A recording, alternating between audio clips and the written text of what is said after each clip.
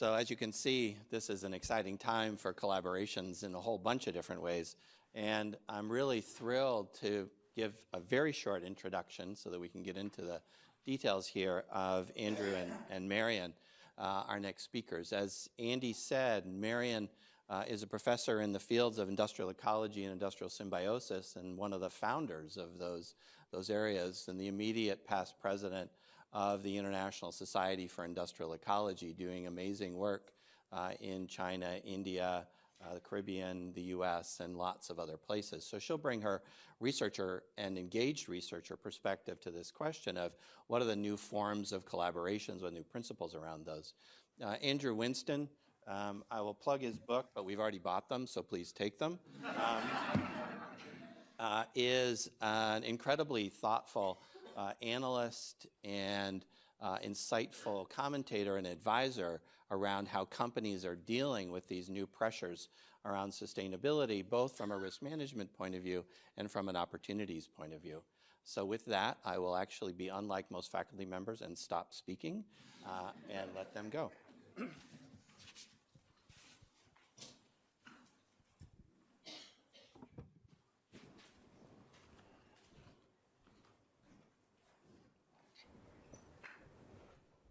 Care which seat I'm in. Your mic's on. Yep. Am I on? All right. It's not that big a room, but all right. That's nice. So, good morning. Welcome. And we're delighted to kick off this particular topic of collaborating to achieve scale. Now, collaboration is useful for many, many things, only some of which relate to scale. But fortunately, we get to work together in so many areas. There are all kinds of collaborations. We've talked already about some collaborating with NGOs, within firms, inter-firm, within industries, and so forth. And what Andrew and I have done is talk a lot and try to pick out the ones that we thought would be most useful to talk about and dissect a little bit more with you now, and to try not to pick the ones that are coming up later on the agenda, but to look into our own experiences and bring some of that to you. So it's a pleasure for me to work with Andrew. I don't want to embarrass Andrew, but he must admit that he was once my student here. I am always your student. And now with this green to gold, selling over 100,000 copies. Is that right? That is right. You know, if an academic, if they sell 1,000 books, they get all excited. I sold over 1,000. Yeah. It's like 100,000. And Andrew's second book. Wow, you have all three? Wow, you are digging deep. Green Recovery, yeah. All autographed. Some of you will share in the big pivot. Andrew has now written more books than I have. Okay. So, you know, let's really argue about who's the academic. Okay. I'm going to leave them on the table so the pile can get higher. And this is not at 100,000 yet, so if people could get moving on that, that would be. Anyhow, so it's a great pleasure. I just wanted to look back a little bit and say many new ideas are old ideas, and sometimes I know the academic community gets very sensitive, like, you think that's new? I wrote an article on it 11.2 years ago. Yeah. And that's not that helpful, I found. I tried it a few times. And what's helpful is to say, maybe now is the time and the place where the ideas that we've been thinking about can really begin to take hold. Yeah. And we have a faculty member here at the management school named Barry Nailbuff, who's done many incredible things, including invent honest tea. How many people have ever drunk honest tea? Yeah, okay. So that's most of you. It's a little bit regional, but it's getting national. Barry wrote a book with a colleague from Harvard many years ago in the 90s, unless it was the 80s, called Co-opetition. Yeah. And the idea is that business isn't only about competition, but it's also about cooperation. And there are times when the real model should be co-opetition, even though Michael Porter announced 5 forces, and we all think that's a great scheme, and we've learned a lot from thinking about 5 forces. Only Barry and his colleague could think of a new one that actually has stuck, and that is this idea of co-opetition, and that sometimes we have competitive relationships, but sometimes we have complementary relationships, and that complementers can be very helpful for business. How many people are familiar with this particular theory? Or I'll stop. I'll just say a little bit more then, and just say that, so in this realm and in this way of thinking, if you have hot dogs, you can sell a lot of hot dogs if you're, I don't know, Oscar Mayer. But if you have mustard too, even if that isn't your company that makes the mustard, you can sell a lot more hot dogs because they taste more delicious and people will buy them, right? And so the idea of complementers has also entered the vocabulary of business, and I think it's a great place to turn when we want to think about the power of collaboration. So I think what we ought to do is just get started. I'm eager to talk with Andrew. Always very interesting for me. Andrew is loyal and still will come to my class for free and give a talk. And it's been wonderful over these years. But let me turn to you, Andrew, and ask, when we think about the scope, when we think about the scale of sustainability and all its breadth, and it seems to be getting broader, on all the challenges of sustainability, why is collaboration particularly important? Well, first, let me just say thanks. Thanks for having me, and thank you for Marian. Also, I don't want to embarrass her, but she's part of the reason I even got into the program here, because when I applied, they didn't know what to do with my application because I didn't have any environment background, and I asked them to let me do a one-year accelerated master's because I felt like it. And they asked her if they should accept this MBA guy who knew nothing. And she said, yeah, sure, let's get some new people into the field. So I thank her, and that's why I come up. I think we've got 14 years now of me coming up, and 12 years talking. So I think we haven't used up the chits yet. We're still going. So and I apologize. I know we had to switch the schedule. I apologize for that. My hour-long Metro North train turned into 2.5 hours this morning. So if we could do some collaboration about our failing infrastructure, that would be the first topic. Today was honestly a study in failing infrastructure today on both ends. But that's a longer conversation. Okay, but it does bring us to kind of why do we need collaboration? Well, we have systemic challenges. I mean, I don't need to spend a lot of time on this with, I think, the people in this room, but the scale of the challenges we're facing now are unprecedented. And I get the same questions you do about, well, hasn't this been done before? Hasn't this been said before? Every field is like that. If we really were kind of paying attention to that, we would never see or write another business strategy book. We would just say, read Drucker. And we'd have like 3 people to point to. And it's the same thing with sustainability. There's only so many ways to talk about these things. But I think we're seeing an evolution of how we talk about these things. There's new voices at the table. I think the Pope is an unusual addition to the discussion. I'm just curious, how many people read the Pope's encyclical, took the time? Okay, this room is seriously unusual, obviously. That was surprising. Because I read the whole thing, and I wrote a couple blogs this week or last week on HuffPo that just said, here's the summary, and a lot of people emailed me and said, thank you, because I did not want to read a 180-page PDF. But my point is, if you read it, you'll see, I think, some really interesting, again, nothing new, hey, we need a systems approach, but it's now coming from such different places. When you have in the last year, the Pope, and you have former Treasury secretaries and Michael Bloomberg, and just people saying, we have very big problems now. They're going to cost us basically immeasurable amounts of money. Then it's clear that we can't have any one group, any one country, any one UN, any one company tackling these things. Climate obviously being the biggest, but water, infrastructure, food, the nexus, all these big issues. And so it's just a scale issue, and that the problems now bleed into so many parts of the value chain. And I think what is new is the nature of the co-opetition that we're seeing. And we'll talk about that more, I think. So I think just scale. I mean, that's kind of the obvious challenge. That's great. That's really very helpful. We've been talking about different types of collaborations within business and sustainability.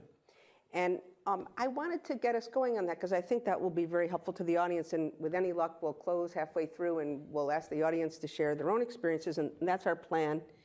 But you were very descriptive when we were speaking about the collaboration between Walmart and Target with respect to personal care. And I wondered if you might share a little bit of your thoughts about that. Yeah, so how many people are familiar with the Walmart Target Personal Care Summit? Was anybody there at the first one last year? I know this room is not so much in the retail consumer products value chain. So nobody. Okay, good. So I can say whatever I want about it. Now, I was hoping there'd be one or two other perspectives, but I went as an interested observer. I'm not consulting to either of them on this. Forum for the Future has been kind of running the collaboration.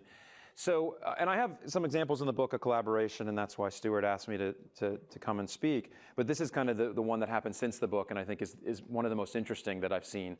The example I have in the book very quickly is about Coke and Pepsi working on refrigerants, and that's been going on for over a decade, 15 years maybe, with Greenpeace, with the Consumer Goods Forum, with Unilever. And just the fact that Coke and Pepsi are working together on something is just a demonstration of, I think, a different level of collaboration than we've ever seen, because those companies hate each other. I mean, they really, really do. And yet they said, we can work on the refrigerants for how do we keep drinks cold.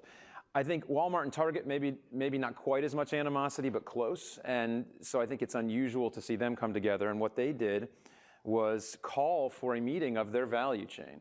And again, I summarized at scale, but the real challenge, I think the real reason you need these value chain meetings is that, as you know, the footprint, whatever you're looking at for a company, the footprint is almost never a majority or even a large percentage within the control of the company, right? It's upstream or it's downstream. It's the consumer use, or it's upstream, especially for food products and heavy industry kind of value chains. And so you have to bring together the value chain, but that's not done very often.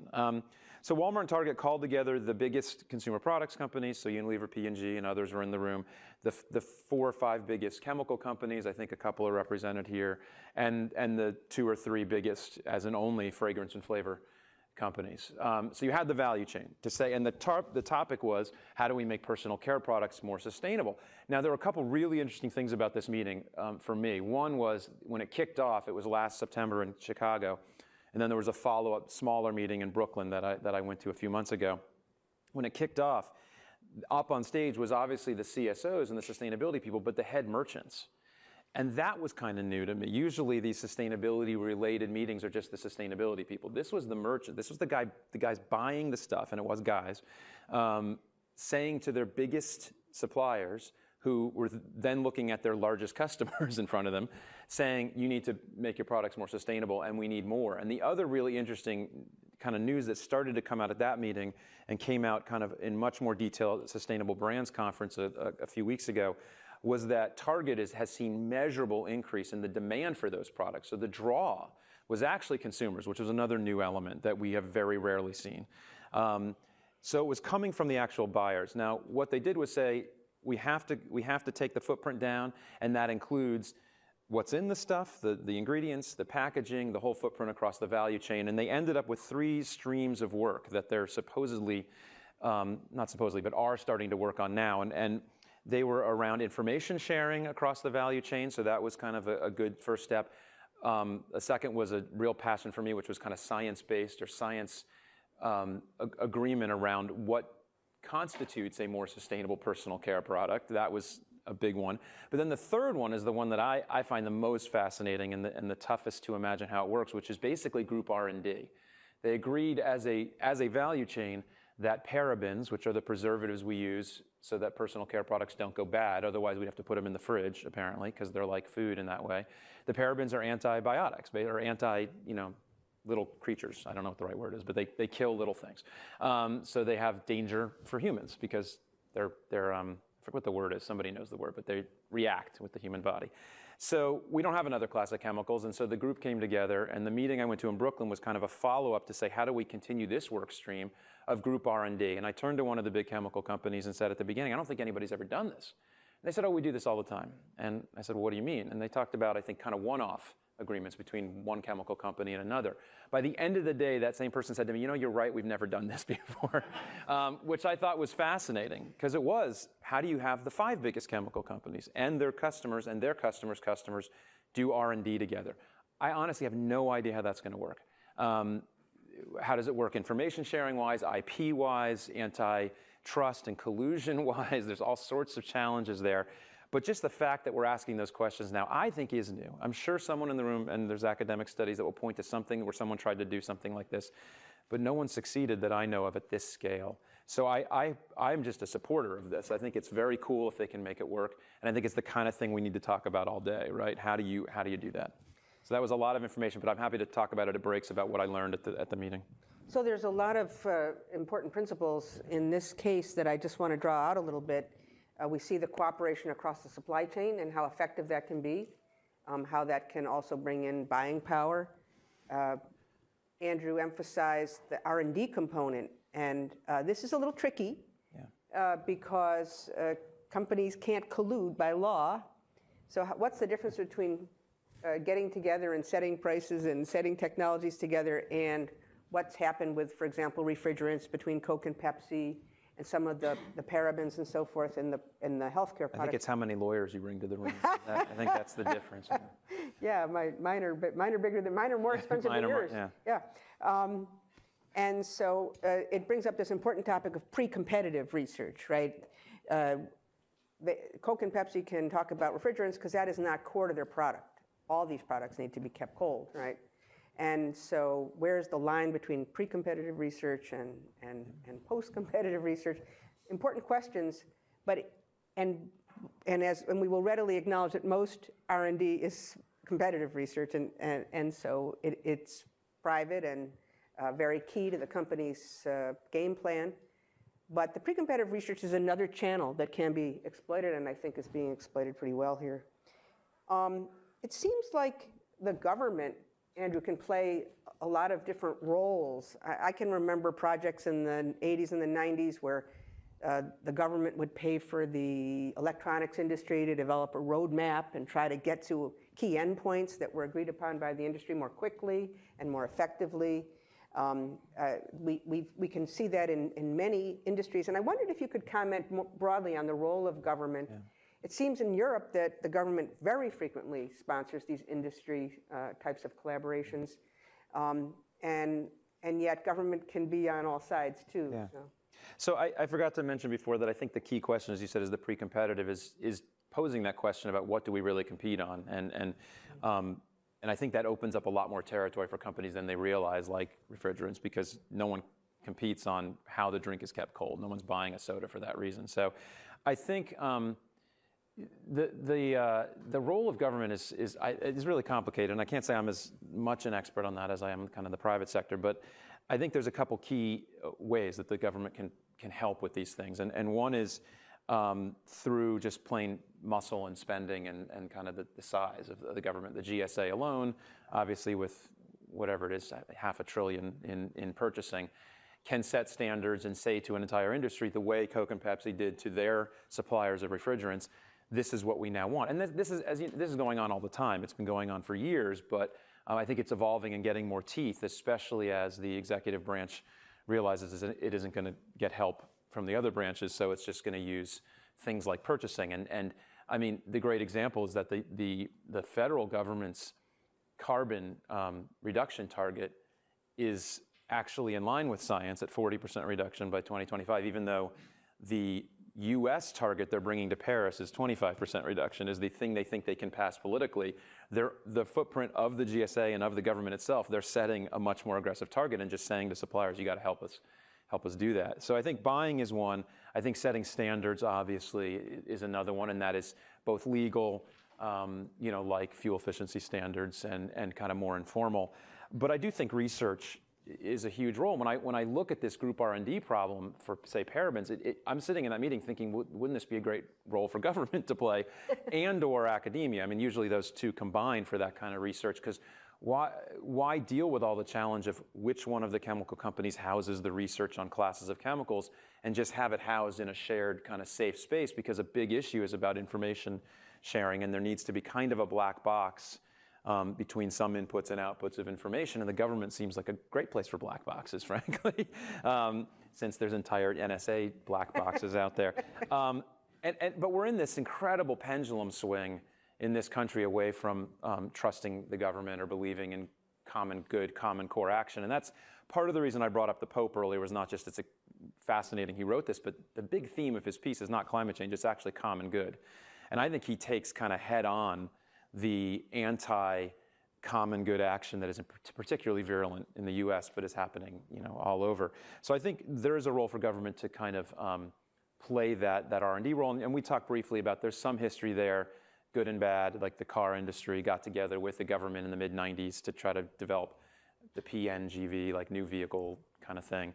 It didn't directly lead to new vehicles in the US, Right. but it kind of did to, like, Japan kind of took pieces of what happened in the US and led to the Prius, and then a few years after that, Ford actually, licenses the technology from Japan. I mean, it was kind of weird, but that doesn't mean it wasn't useful. So I think there's that role, and then finally, I think there's the government's role in helping deal with this antitrust collusion issue, and I know that there are legal exceptions to that you can find all the time, and the government, I think, has to develop more flexible, and this is the hard part, probably more flexible rules around that. So those are some of the categories that I'm sure other people could add to that I see that are critical.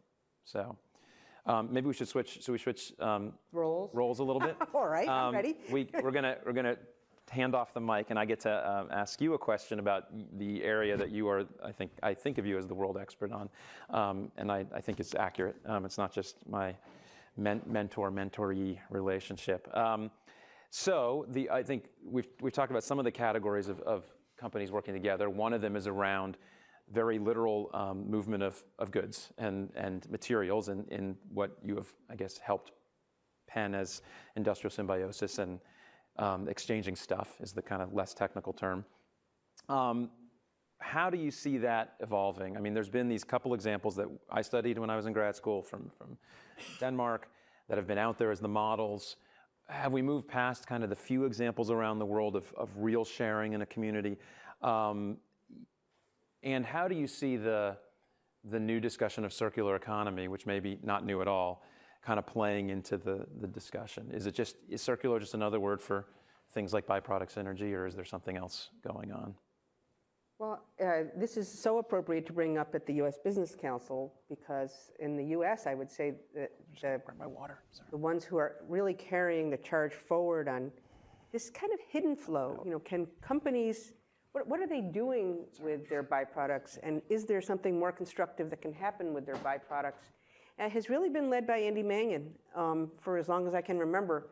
When I first got charged up about the idea that companies, one company's waste could become another company's feedstock, which is what I do, and I never get tired of it. I'm so fascinated by it all over the world. I hit the literature to write my article, and I found you, Andy. We didn't even have a World Business Council or a U.S. Business Council yet. You were at the Gulf of Mexico Business Council. And Andy was already doing this with companies on the border, on the Texas-Mexico border, seeing if the companies could make yet more money and save more expenditures to landfills and so forth by doing byproduct exchange. And it has been a theme of the U.S. Business Council ever since. So I'm so happy to talk about that. It's true that the version that we have in industrial ecology, we call industrial symbiosis. We think that's kind of clever, two organisms get together and they both benefit, or three organisms or more organisms. But it's the exact same principles. And I feel that in a way this is a different sort of collaboration than the ones we've been talking about, because it really does start with physical things. And it's energy, it's water, it's materials, and how they can flow across companies or within companies. As Andy likes to remind me, a big company like Dow has been really a leader in this as well. And that is fascinating because in a funny way, sometimes the materials come first, like in the materials marketplace that we'll hear about, and then the collaborations can grow from that. So a little bit different, but it's still, I think, a very important type of collaboration. So if anyone's interested in this, I might never shut up about it, but you're happy to. I'd love to have you capture me at one of the breaks or whatever.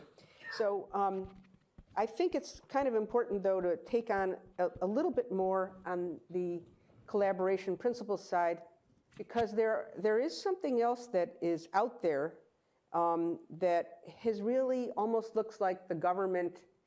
The private sector may be taking over kind of a role of the government, and probably the best contemporary example, and I wondered if you'd share some thoughts about it, is the closed loop fund. Yeah, it's a really interesting development. Again, I'm just an observer and kind of talking to them and keeping an eye on what they're doing. The closed loop fund was started by Ron Gonen, who started Recycle Bank, and then was the New York City's organics czar, kind of just helped start the compost there. And he realized that there was kind of just a huge, again, infrastructure gap that in kind of medium and smaller cities and suburbs and more rural areas, there isn't the waste infrastructure, the kind of bringing stuff back and getting into the recycling system. And as more and more companies have set these zero waste goals and increasing goals around recycled content, they're actually realizing they're starting to run against the limits of there being enough stuff and having a place to put it. So he managed to get Walmart, Unilever, Pepsi, and I'm going to blank. There's a bunch more to pony up commitments of I think up to $100 million now to invest in local waste management infrastructure, meaning giving loans to municipalities to literally just get trucks and zero interest loans and zero interest loans. And what's fascinating is they're convinced, and they've already got a few of the proposals in place, and they're about to start, I think, sending out money, that the issue has not been that these systems would be profitable, that once the cities start collecting the materials, they will get enough money back to keep it going, that it's just been upfront capital, which is just, to me, just a sign of our underinvestment in infrastructure yet again. And I find totally fascinating. I think it's an amazing example of companies stepping in to fill the gap. I just personally find it just a weird way to have to finance shared infrastructure. Like, I think that's what the tax base is for, honestly. And what worries me about it actually is that it's how consistent and reliable is it to have to keep asking companies to put money in for stuff that's shared. But as a kickoff to showing the value of making waste infrastructure far more prevalent than apparently it already is, I think this is a great program. So we'll see how it goes. And I think it's a great model that I see a lot of people and companies going, we could use some systemic change in our industry on this topic. What if we did a closed loop fund type XYZ? So you're starting to see, like, in our own little sustainability geek world, it's like the Uber of, this is the closed loop fund of. Like, people are starting to talk about it that way and saying, because we got to be honest, the biggest companies in the world are sitting on tremendous amount of capital, actually, even though they're all feeling very poor and the sustainability people have zero budget. There is literally, I'm not making a joke. This is, like, to me, just ridiculous, but there's like $2 or $3 trillion sitting in the S&P 500. We're kind of, at the most profitable time ever, and the money right now is going to stock buybacks fundamentally. That's a whole other topic we could get into about short-termism and driving stock prices. But the Goldman says that this year the S&P 500 is going to put $1 trillion into stock buybacks and dividends. I could take just a fraction of that on things like infrastructure and renewables and so I think the capital's there. I think this is a really smart way to try to bring companies together to leverage that capital. Great. Well, I'm a little confused about the time, but I think we have about 20 more minutes, and probably the best thing we can do is reach out to the audience and see, I guess, two things: whether you have some reflections on some of the issues that we've raised, or what are your experiences with collaboration and the role that it can play in achieving scale. So anybody, I'll call on you, I guess. And if you could say your name and your organization, and you need to press the little button, the little orange or red button, because we're being recorded. Right. So go ahead. Donald. Don Reed. You press the button, I'm not sure. That hasn't changed, but. You hold it? Hold it? It's like the UN. Hold it while you're talking. Okay, I got it. I'm Don Reed with PwC. Another kind of collaboration that you haven't really talked about that I'm interested in is ones that are about changing the enabling conditions, ones that are really focused on public policy, because a lot of our companies, that's really what they're bumping into, is kind of limitations of voluntary private strategies. And examples around collaborations like that, think of US CAP, right. But was that a failure of collaboration, or was that just like the politics is really tough, or?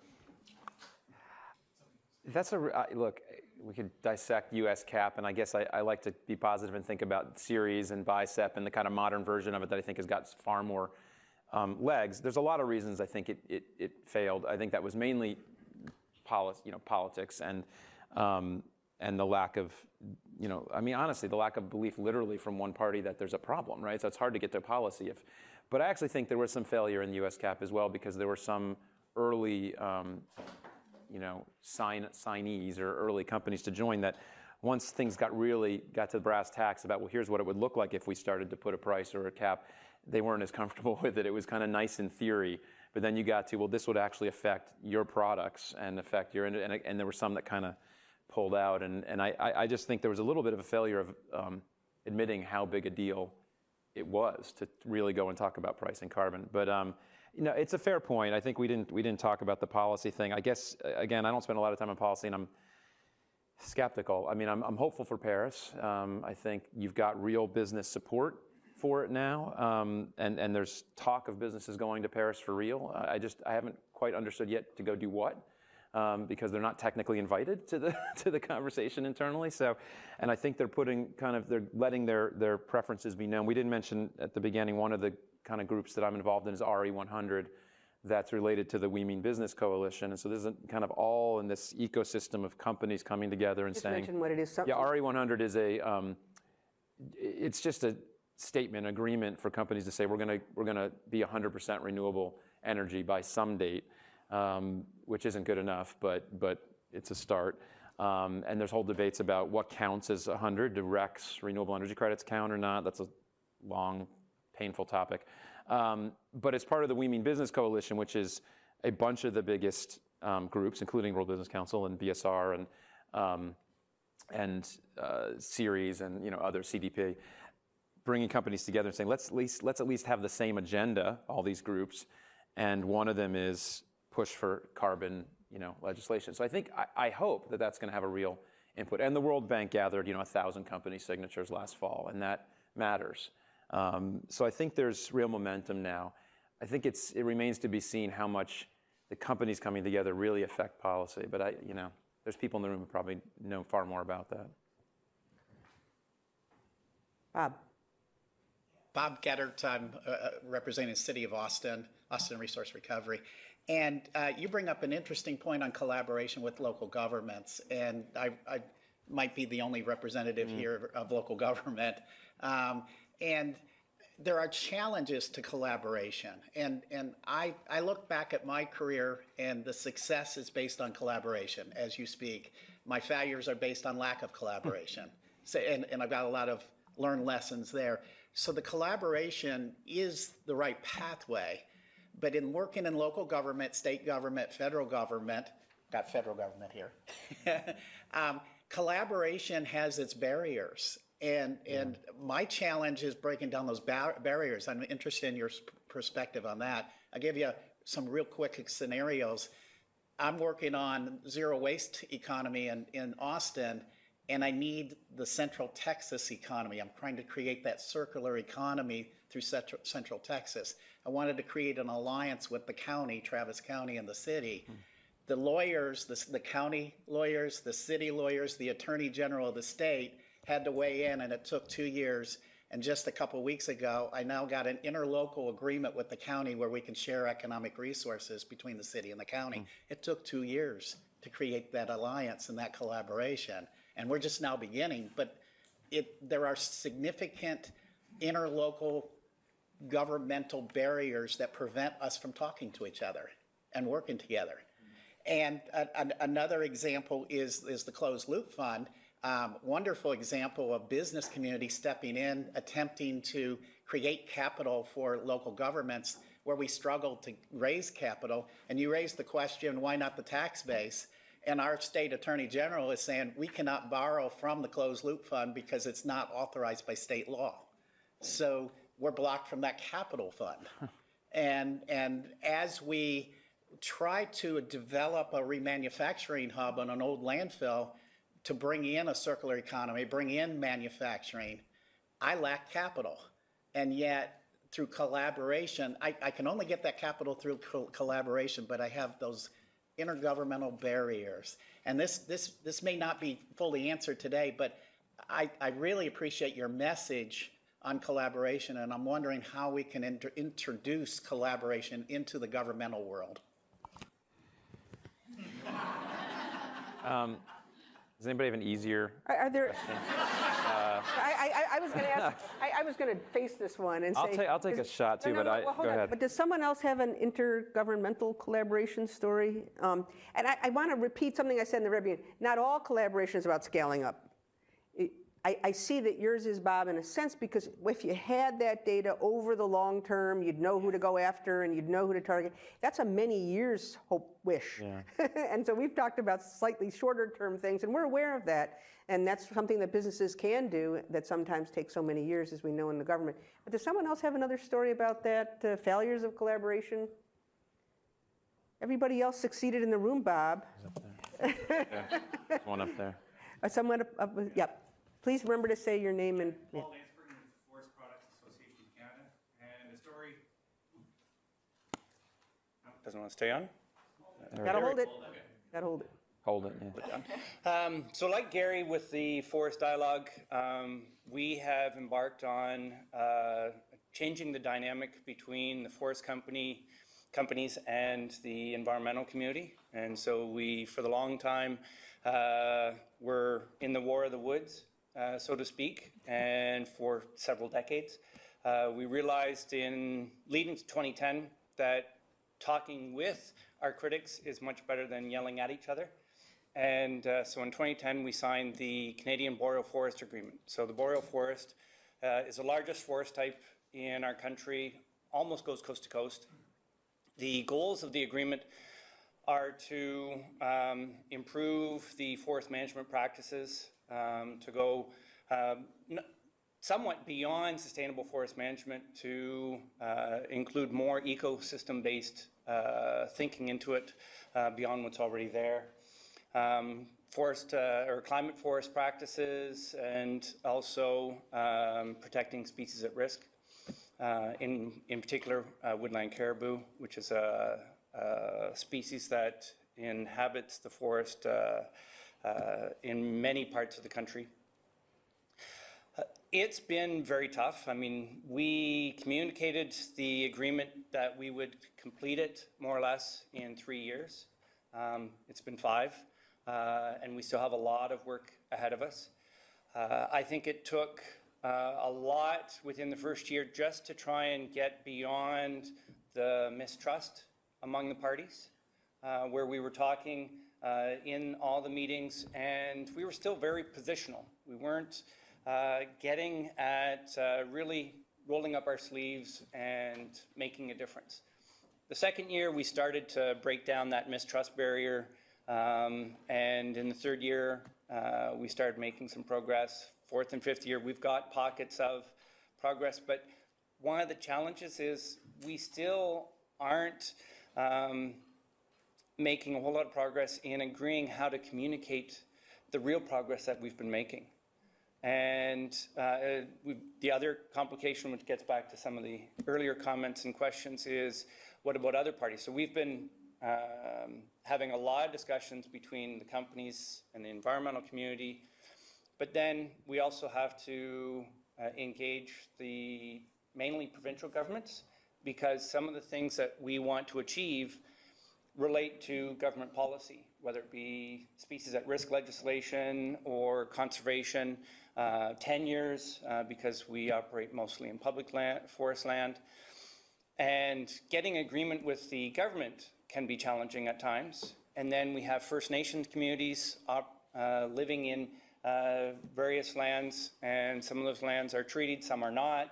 How do you get agreement with that community and then the government, because they want that agreement as well? Very complex, very ambitious, but sometimes you just have to think big and work through the challenges as they come. Nice. Great example. Ma'am, can you say your name and so forth? My name is Viandet Lopez, and I work with the federal government for over 17 years now. But the opinions I will share are my own personal opinions based on my own research on bio-based products. I agree with you that the role of government is to set the conditions for business to thrive and for the efforts and endeavors that you have described to come about. But I would, beyond funding, setting standards, and creating partnerships for research and collaboration, I would also add the value of institutionalizing mechanisms so that these instruments and mechanisms have longevity throughout different administrations. I agree with you on the observation of sharing information, and that's an important work stream, and one important initiative that our scientists are working on is the Open Data Initiative with the World Bank, which will benefit many scientists around the world and businesses as well. And I also agree with you on your observation that I can say on the bio-based materials and chemicals area, business is taking a leadership role in defining initiatives, in creating compacts and collaborations. And I think that there needs to be more dialogue between industry stakeholders and government for government to understand the real needs of businesses in this new coming emerging area that offers enormous economic promise, but yet is quite untapped as it is still replacing or identifying its place in the former petroleum-based products world. Thank you. Nice. Thank you. That's very helpful too. Nick.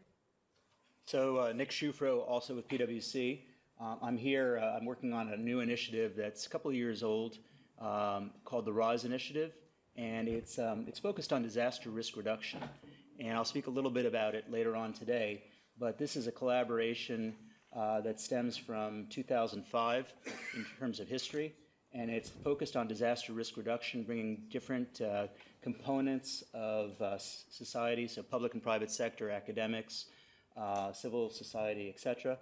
And it's been working to collaboratively address and identify ways to reduce risk. And you think, okay, this is a sustainability forum, but 95% of our conversations are around severe events, storm, sea level rise, etc. So it really is a continuation of sustainability. Yeah, great point. John. Yeah, then that is. John, who are you? Oh. And can you push your button? Let me see if I can keep it held down. John Bradburn, General Motors. Yeah, what you're mentioning is really I see that as a true risk to sustainability, maybe the first and foremost, because we got to get beyond those disasters, and that includes, war, terrorism, all those sort of things. But I think I can think of, as you can probably tell, I got a few wrinkles and a few gray hairs and a few years behind this subject matter, and I think we owe the government too. We owe them sound science. We owe them validations that these ideas and these technologies, these innovations will actually work based on science. And I think Matthew sitting here also sends a signal. And I've seen this over the years too, especially in the state I live in Michigan, and on the federal level, how the agencies, EPA, the Michigan DEQ, and other state environmental organizations are working much closer with industry as compared to past when the discussions would take place on a governmental relations perspective or public policy people. Now they're actually talking to the engineers on specific projects and assisting. So, and I can also think of some projects specific to our program in landfill free and zero waste, which is a bit of a barometer in circular economy, not the end all, but it's certainly a good step, is helping things along the way in contracts and local zoning ordinances where we've had some relief in getting some of those plants landfill free. Yeah. I'd like to come back to the point about the circular economy. Andrew, you asked me and I overlooked it, but I think that this is another concept that's been out there for a long time, probably since the biblical times when everything would be reused because there was nothing else. And I'm excited about what it can achieve in terms of scale, because we've had trouble, haven't we, Andy, getting any greater acceptance sometimes for these programs to share water, waste, materials, byproducts. And there have been barriers, and it seems like if there is a broad-scale acceptance of circular economy, and this is the moment, and not 10 years ago or 20 years ago or Earth Day in 1970, let's take it. Yeah. It's very interesting. It's a complex question. There's principles of having a circular economy that I think we all would agree with readily, and then there's the roles that different organizations play in trying to bring about a circular economy. And that's, I think, again, to go back to Andrew's point, that's what's changed, and that's what's maybe bringing this to scale. One of the active organizations is the Ellen MacArthur Foundation in the UK. They invited me out there in June. I spent a week there. I talked to their 100 most important companies in circular economy. I talked to the class that they had there of graduate students and professors and about our field, industrial ecology, and how that provides a lot of scientific backup for a lot of the ideas of the circular economy. But what was so exciting was to see the EU talking about it, to having corporate members come in every day with tags that said, I'm the circular economy manager at Philips Appliances, and so forth. And whatever it takes, if we can just hold back a little bit on our own egos and be part of this broader effort, I think that we can get closer. And maybe there'll be another try 20 years from now, and they'll get even closer. But I think collaboration and going to scale can be formal, like the organizations we've talked about, but also very informal. Do you want to comment on this or some of the barriers? We kind of, we didn't really attempt to answer your question about the barriers. I don't have a great answer. I mean, I think when you said it took 2 years, that sounded kind of quick, for some of the challenges you're talking about. And I love you said, and then the lawyers, when everyone starts with, and then the lawyers, it's not going to end well from there. Only thing I can say, I guess, is just from my perspective, and it goes back to Don's point about kind of bringing companies to the fore, is I think a lot about when we talk about companies and their involvement in policy at the really big level, right, at the national level, or the CEO goes to Congress, but it seems like the power could really be at the local level, meaning for a given politician, which a lot of the people are, even the appointed people, there's within their community the largest employer and the largest donor and the largest influencer, and it could be a company based there, it could be a global company based there, but it could be like the guy who runs 3 Walmarts in that, like there's going to be influencers, and I think if you bring business on board and bring them to the table and say they want this, like there's a trickle down from the closed loop fund, which is it actually probably came bottom up, which is some of the stores were like, we can't meet our zero waste goals. We're not centralized like GM. We're just a $100 million store, right, in this community, and we don't have the resources. So you bring those managers to the conversations, and maybe you can get past some boundaries. That's the only kind of top of mind thing.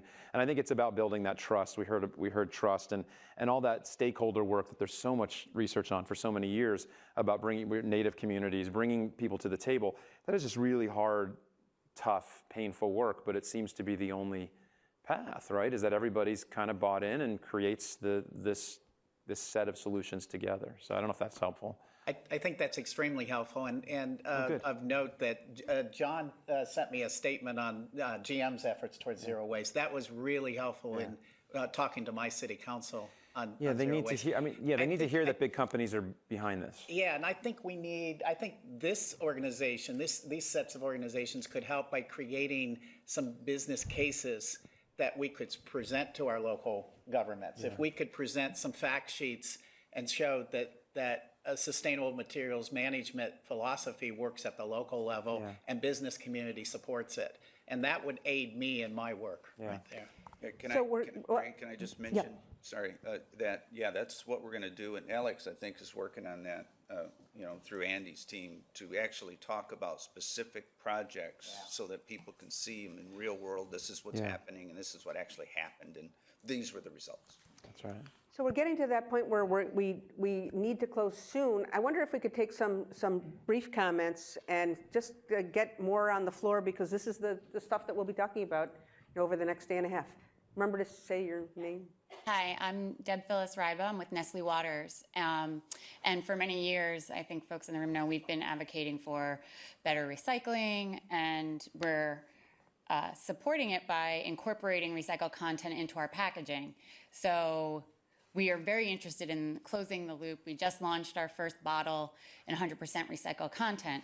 We have experienced a lot of kind of, hearsay about what needs to happen. Yes, local government needs to be able to improve capacity for recycling, but we're also recognizing that we need to have a better and bigger, more robust market for recycled content. And I would love to hear from business experts. My background's in sustainability, but thinking about the business case, how do we improve that for incorporating recycled content when a lot of the ways companies think about packaging in particular is around life cycle analysis.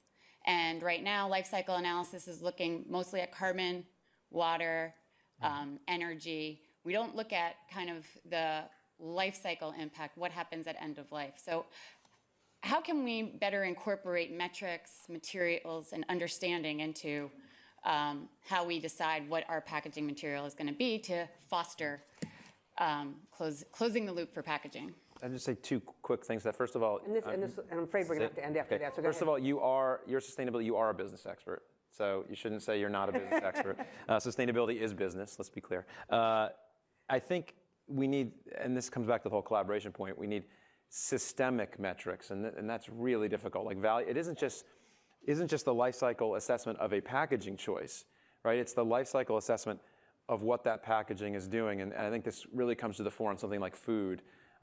Food waste is turning into, I think, this lever issue around the world to bring up climate, to bring up water, to bring up waste. And in many cases, we need more packaging, right? Or better packaging. So it's like, if you just narrowly look at packaging, even along its life cycle, that's still not a big enough view. And so I know this is really challenging, right? But we need to have these much more systemic conversations about what's the problem we're trying to solve and what's the outcome that we really want, which is a total reduction of footprint of particularly carbon around the world. And that might mean more of some things, less of others. Those are tough conversations, and I think these forums, academia and government, to me, are where those happen. Well, thank you, everybody, and thank you, Andrew, for getting off that train finally and joining us. I was glad to get off that train finally. And we'll keep this discussion going. All right, thank you.